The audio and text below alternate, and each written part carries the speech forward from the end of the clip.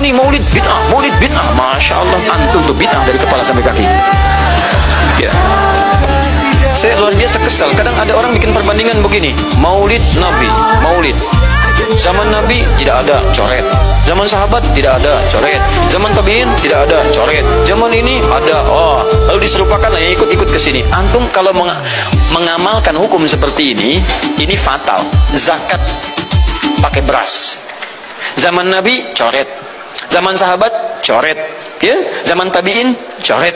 Zaman ulama coret. Zaman antum ada bid'ah antum. Cara menyimpulkan hukum bukan seperti ini. Lihat turunannya, lihat dalilnya, lihat pemahamannya, lihat turunan-turunan fikihnya. Ya, bagaimana bisa zakat pakai beras ini jadi? Padahal contoh nggak ada, dalil nggak spesifik. Ayo coba temukan Nabi zakat pakai beras, temukan. Kalau antum menemukan, masya Allah, saya bermohon kepada Allah supaya Allah mempercepat hajinya antum dan masuk surga tanpa hisab. Tiap hari saya doakan. Tidak cukup dengan amin, cari dulu. Cari di setiap hadis Nabi zakat pakai beras. Saya sampaikan pada antum, sampai kiamat kurang 2 hari, antum nggak akan temukan. Sehari lagi buat sadar, ngapain nyari? Ya. Jadi jangan selama-lamanya, kalau memang itu sunnah, kapan Nabi bikin? Jadi hukum itu dikemanakan? Ada 5, wajib, sunat, mubah, makruh, haram. Kalaulah tidak wajib, apakah berarti udah haram? Jangan dulu haram yang kemari. Wajib dulu, baru sunat, baru mubah, baru makruh, baru haram.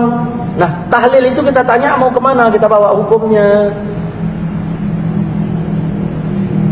kemana? Jangan tanya sunnah atau bid'ah. Berarti kalau nggak sunnah berarti bid'ah. Tidak begitu. Karena kalau ditanya sunnah itu ada takluk beberapa hukum. Banyak yang sunnah ini hukumnya nggak jatuh wajib semua. Allah menyuruh baca Quran, umum kalimatnya. Yasin Quran nggak? Quran. Ketika Allah menyuruh kita membaca Quran, berarti kan sudah disuruh kita baca Quran. Oke. Kemudian ada nggak waktu dari Allah untuk bacanya? Tidak. Berarti kan kita yang memanagenya. Waktunya.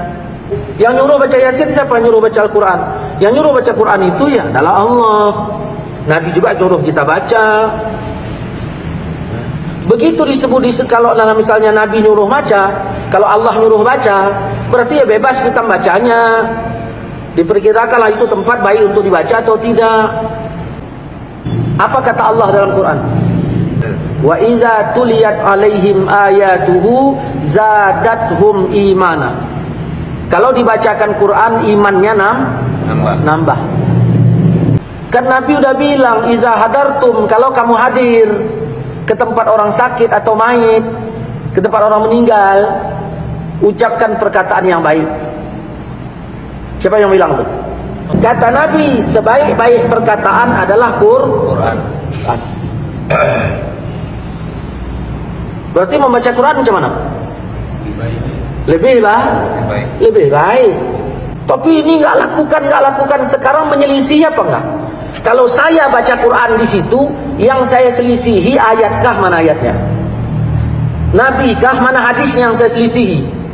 Baru dikatakan berselisih apabila ada Nabi bilang jangan, lalu saya baca, di situ berselisih namanya. Tapi bacanya rame-rame. Apa? Berarti babnya bab rame-rame bacanya, baca berjamaah masalahnya. Nanti kita bahas tentang masalah baca berame-rame. Berarti katakanlah, Ustadz, saya setuju tahlilan, tapi yang penting bacanya satu orang. Kan enak. Ini enggak, memang tahlilan bid'ah, pernah dibikin siapa? Ini. Lalu saya bilang, Assalamualaikum di. Waalaikumsalam. Pak Tanjung kirim salam sama kau. Oh, ya udah, tanyanya macam mana kabarmu? Nah, kata-kata macam mana kabarmu itu bahasa saya apa bahasa Pak Tanjung? Bahasa Pak Tanjung, karena dia suruh nanya. Boleh nggak saya bawa bahasa Pak Tanjung ke rumahmu? Boleh. Kalau bahasa Pak Tanjung boleh saya bawa, kenapa bahasa Allah kau larang? Kemudian, baca Quran ini bagian dari zikir apa tidak? Zikir. Bagian dari zikir. Jelas ya? Bagian dari zikir. Inna nahnu nazzalna zikra. Sesungguhnya kami turunkan zikir, itu maksudnya Quran. Zikir. Kata Nabi dalam riwayat Imam Muslim, perumpamaan orang yang zikir dengan yang enggak zikir itu kayak yang hidup dengan yang mati. Bayangkan yang melayat kita ada 20 orang. Yang baca Quran 5, yang 15 enggak. Yang baca Quran digolong zikir apa enggak? Yang enggak baca Quran digolong enggak zikir kan? Berarti sama dengan mati kan? Ini yang heran kita ketika kita datang ke tempat orang meninggal, cerita entah apa-apa, masalah pemilu begini begitu, nggak ada yang nyalahkan. Begitu ditarik ayat, langsung ada yang nyalahkan. Ini paham seperti apa ini? Ya, kau nggak baca, ya udah, aku pun nggak salahkan kau yang nggak baca. Tetapi kami yang dibaca jangan dituding. Tahlil tidak pernah dilakukan pada zaman Nabi, waktu Nabi wafat dan sebagainya. Syariat itu tidak hanya yang dilakukan Nabi. Dilakukan Nabi, ia dicontoh. Ada yang diucapkan oleh Nabi, dan yang diucapkan Nabi difahami, ditafsir oleh para ulama, menjadi bermacam-macam pemahaman. Ada diamnya Nabi, namanya ikrar, takrirnya Nabi. Sekarang untuk menilai bukan dicocok langsung Nabi melakukan atau tidak, bukan begitu, itu kalimat yang berlebihan. Ini bertentangan enggak dengan ajaran Nabi. Kalau alasannya Nabi tidak pernah melakukan, alangkah banyaknya keharaman dan semuanya neraka. Majlis, radio, televisi, itu kan urusan dunia. Nabi gak menjelaskan urusan bid'ah, gak ada bedaan antara dunia sama akhirat. Nabi hanya mengatakan kulla bid'atin dolalah. Gak ada Nabi mengatakan kulla bid'atin diniyatin dolalah. Gak begitu, Nabi mengatakan kulla bid'atin dolalah, semua bid'ah dolalah. Adzan 2 di hari Jumat ini adalah dilakukan sahabat Nabi.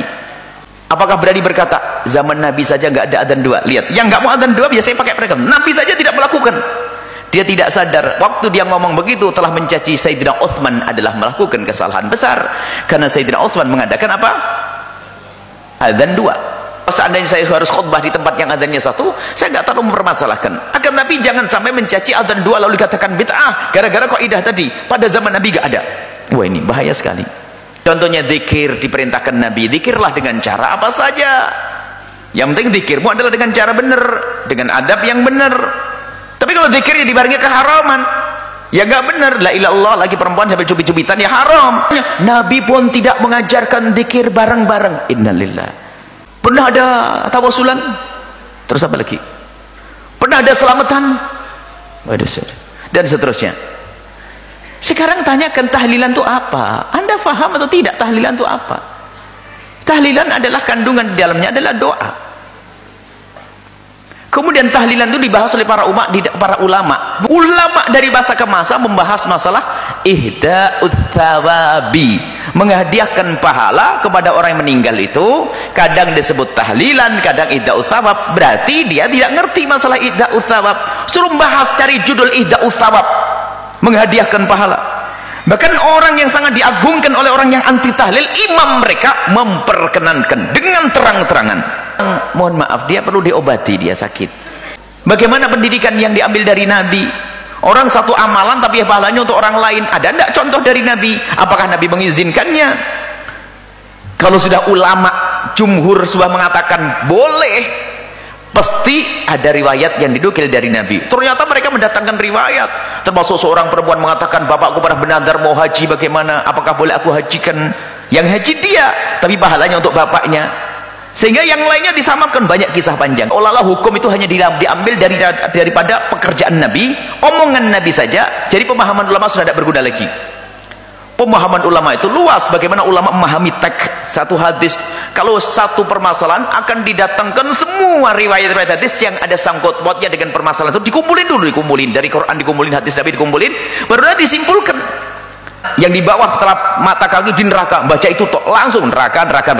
Loh, Abu Bakar di neraka dong, bajunya turun di bawah mata kaki, loh kan? Nggak sadar, karena ada riwayat yang lainnya. Kalau di dalam tahlilan itu apa sih di dalamnya?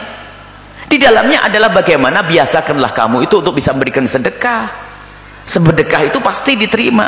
Kemudian berdoa. Kemudian kamu pertemukan saudara agar tidak terjadi berantem, berkumpul silaturahim di situ. Kemudian setelah itu ada tausiah di dalamnya. Kemudian ada idah usaha menghadirkan pahala. Mana yang haram? Oh, ini adalah namanya bid'ahnya bukan bid'ah yang ini, tapi ada idhofiyah sekarang. Ini mulai mengarang lagi. Jadi kayak mencari-cari. Pokoknya kalau tidak masuk neraka nggak boleh. Kalau tidak masuk di sini, jarum di sini. Sampai saya kemarin ada orang beri kabar, kok masih ada ya orang bahas begitu. Kunut katanya bid'ah, ajib. Dengan tegasnya ada video-video kecil yang dibagi. Ajib. Kunut bid'ah. Imam-imam mereka saja sudah mengatakan nggak apa-apa kok kunut. Ini hanya khilaf di antara madhab. Jadi memang kedangkalan ilmu seseorang. Makanya yang tiba-tiba mengatakan bid'ahnya kunut, itu biasanya satu paket yang serta-merta mengatakan bid'ahnya tahlilan ini, dan dia tuh sudah berlawanan dengan guru-guru mereka sendiri, karena itu bukan ilmu dia, hawa nafsu dia. Orang yang suka bilang sate, tukang sate. Orang yang suka bilang gorengan, tukang gorengan. Orang yang suka bilang bid'ah berarti tukang bid'ah. Bid'ah. Apa definisi bid'ah menurut dia? Jika tidak dibuat Nabi, bid'ah. Pendek saja. Jika tidak dilakukan Nabi, bid'ah. Malam-malam 17 Agustus ngumpul-ngumpul, bid'ah. Kalau perbuatan ini bid'ah karena tidak pernah Nabi ngumpul 17 Agustus. Enggak pernah. Jika tidak dilakukan Nabi, bid'ah. Maka acara ini bid'ah. Kalau sudah bid'ah masuk neraka. Yang ngundang masuk neraka, yang diundang masuk neraka. Yang paling panas nerakanya yang ceramah. Jika tidak dilakukan Nabi, bid'ah. Nah, sekarang saya tidak mengajak menggugat ini. Saya hanya cerita fakta, data. Nanti Bapak Ibu jawab sendiri. Jawabnya dalam hati saja. Kasus pertama, Nabi manggil Bilal. Bilal, ta'al. Kene, Bilal, come here. Ada apa ya Rasulullah? Sami'tu dafana alaika baina yadayya fil jannah. Aku dengar suara gesekan sendalmu dalam surga. Kresek.